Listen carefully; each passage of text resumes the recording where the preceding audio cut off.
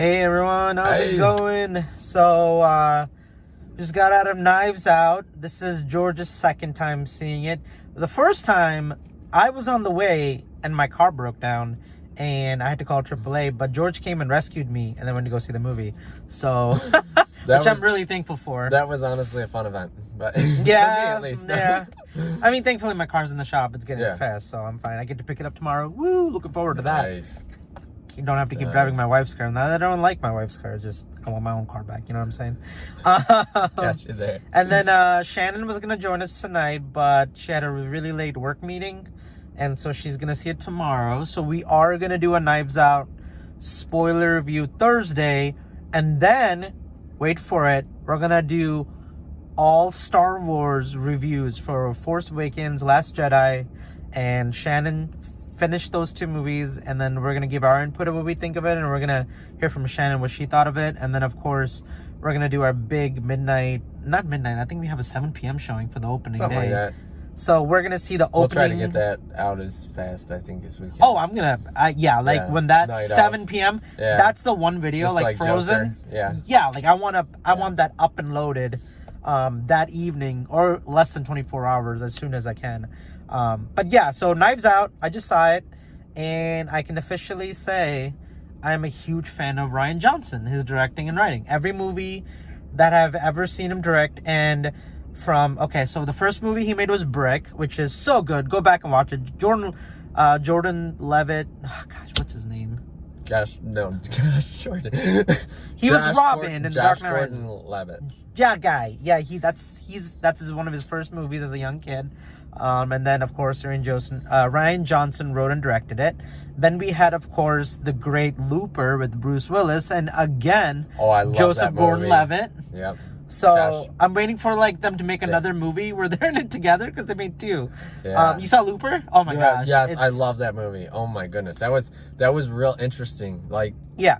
wow. Yeah. Just mix of so many sci-fi movies. It Right. was so cool. No, Looper is great, and of course his last movie, the most divisive.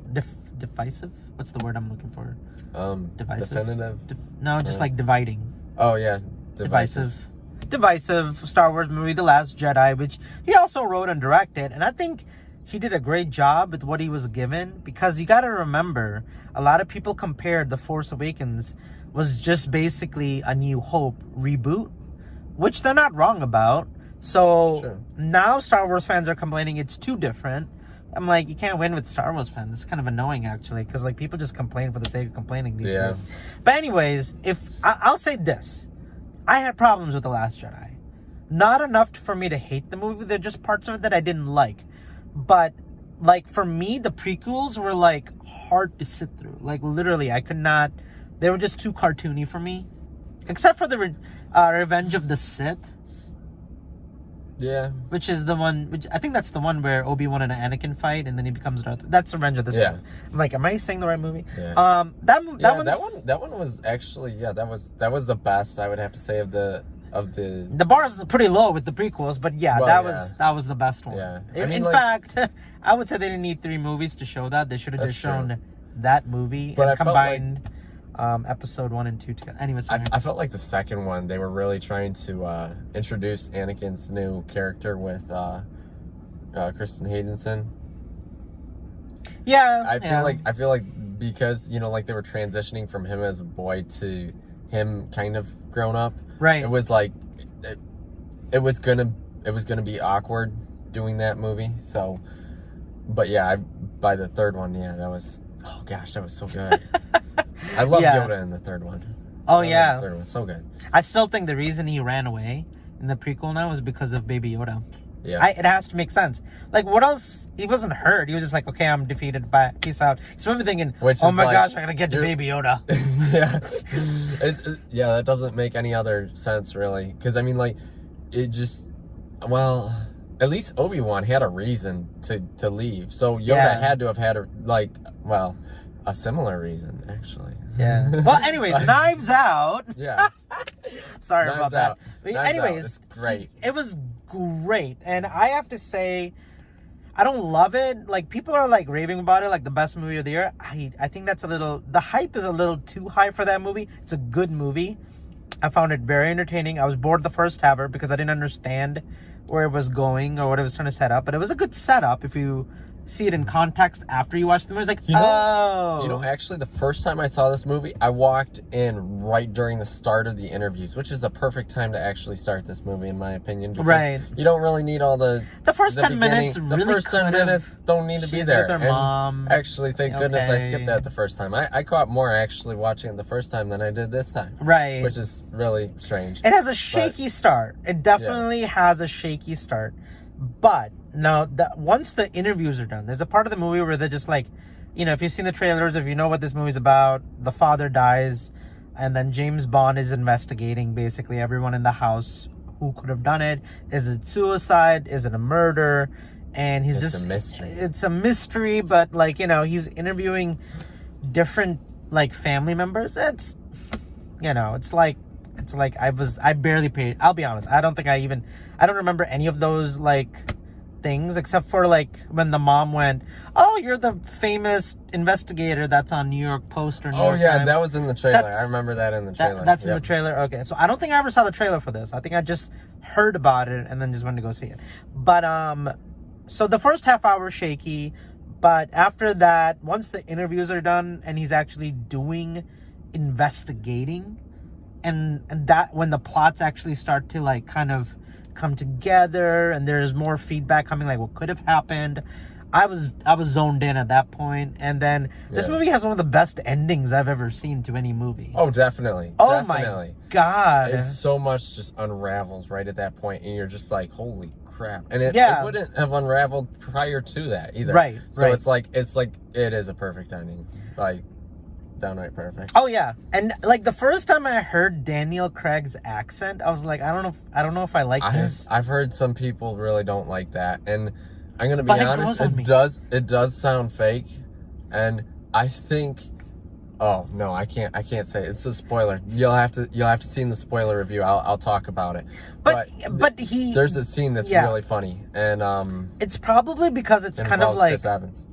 Chris Evans, of course. Captain America's in this movie. Yep. What was I gonna say? Oh yeah, I was gonna say that when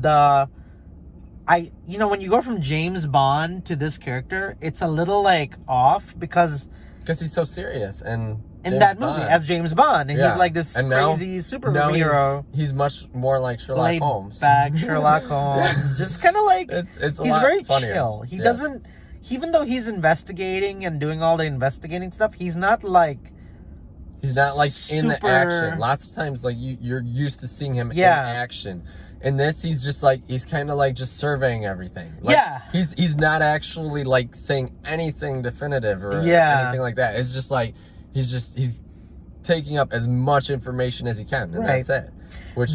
I actually kind of like that. Yeah, I was gonna say that's the best part of this movie is him just thinking through and trying to put the pieces together. And as a viewer, you kind of learn more than him, but then you get to kind of see the setup, and then how he's gonna find the setup, if that makes any sense. If you watch the movie, it'll probably make sense. That stuff was so cool. That stuff. Donuts though. No. I remember I just looked at you. I'm like, why is this guy obsessed with donuts? And then he said, funny. It is funny though. Funny. That's not even any spoiler, but I think the girl is the standout though. She is this movie, and I didn't know where they were gonna take the maid, the girl who's not the family member, and how she's gonna help with the investigation. I forgot the actress name. She's in Blade Runner 2049. She plays a hologram in the movie. She's like a fake hologram. For if you ever saw Blade Runner 2049, she's just wait, the housemaid or the nurse? Aren't they the same thing? No, friend was the housemaid, and then the nurse. Okay, the nurse, the main character. Okay, I do remember her in Blade Runner. Oh, you've seen 2049? Yeah. She was the hologram that. I can't believe I did not remember that. But no, because I saw another review where there's oh my God, that's the girl from the hologram. She is so good in this movie. She is. And I think she just does a fantastic job. And you, as an audience member, are really walking in on this family of like what they're like from her point of view and the investigator Daniel Craig's point of view. So I thought that was really fascinating and interesting. So for me, I'm not gonna say it's the best movie of the year. I would still say it's the best mystery, best thriller. But I would, yeah, that's what I was gonna say. I really enjoyed it, but I could have waited to see this on DVD and been completely content too at the same time. I wouldn't have. No. You don't think so? No, absolutely not. Because there's so so that's much, where we disagree. Okay. There's so much mysteriousness to it. It's like I freaking love watching it in a theater. It just like it gets me like amped up. I don't know. Okay. So for George, he would say go see it in theaters. I could have waited to see this movie. It's not a lot of action. It's a good movie. But for me, it's like when I go to the movie theaters, I usually try to pay for movies with good special effects or like big like. That's a good point. And yeah, this doesn't really. No. Just me though. Like you might not. You might agree with George. I could have waited. Have any special effects? I'm trying to think. No, I don't really. Majority think of the movie just takes place in this house mansion of Clue, like the Clue mansion. If you ever watched the movie from the 80s, and they do reference it. And there's only like a few scenes that take place out of the movie. And I would say like maybe 10-20% is like out of the house. Mostly just on the property or in the house or around the house. So no, I don't think there was... I can't imagine. I'm really trying to think if there was any special effects. I don't think so. I mean, it was... Yeah, it was so it's practical. Movie. It's still a good movie. The action's interesting. The dialogue is phenomenal. Like the way they... kind of talk to one another is just really cool and awesome. So that has going for it. Daniel Craig is great. The standout is, of course, this girl. Captain America's interesting character. It's jarring to see him in this movie too. See him like that. It's weird. I've watched multiple other films with him. Oh, you have? Okay. And so like I've seen him in different roles, and like this is. I'd have to say this is definitely like a new role. Yeah. But I absolutely loved him in it. Like. Just being such a offstanding character. Yeah. It's so cool. It's so cool to see Captain America like that. Yeah, like it's kind of like I said, I was 007 jarring because I'm like, what are you doing? And then same thing with Chris Evans, like jarring because I've seen him like 20 movies as Captain America, and the scenes with them together is actually really good too. Those are like the best. Yeah. So I mean, again, like I think a lot of people would appreciate this movie. I definitely appreciated it. I'm glad. I'm really trying to think. What was the last like murder mystery like this, like Clue, or like where a family who done it? Oh, there was the one with the train one with Johnny Depp. I haven't seen that one. Oh gosh, it's gonna drive me insane. Like, I'll watch that yeah, with you. You'd like it. Didn't it have it had Christopher Plummer in that one too, right? I thought it did. Maybe. I don't remember that well. I remember liking it. I'm amazed Christopher Plummer is still making movies. I mean, like, he was in The Sound of Music. Like, wow. Was he really? Yes. I've never seen it. So, I am, like, that guy's amazing. Christopher Plummer is one of those, like, actors that you watch on screen at his age and be like, oh, man, when you die, there's going to be a big hole left. Like Morgan Freeman or, like, somebody just... like old who's getting up there, and you're just kind of like, oh man, it's coming. And yeah, so he was really good.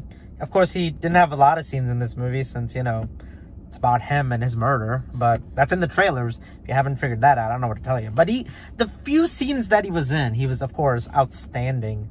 So yeah, I would say, was it a murder or was it suicide? Right, exactly. So right, I didn't reveal anything, don't worry. It just starts off like they're questioning how he died.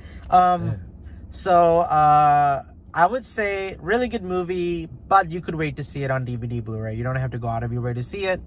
Only if you're into mysteries, then I would watch it in theaters. But yeah, it is one that is perfect for like just a night at the house.